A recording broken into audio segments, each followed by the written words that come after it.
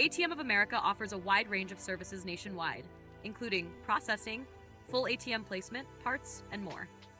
Do not hesitate to contact us at 866-528-6462 or visit our website at atmofamerica.com.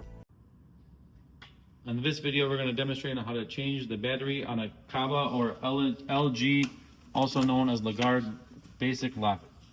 The battery is behind the keypad. You will grab the keypad, raise it up,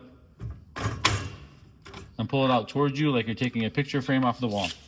Battery is located behind the keypad. You'll wiggle it out of the keypad, replace it with a new one, reinsert it into the keypad, and then insert these two large holes into the screws.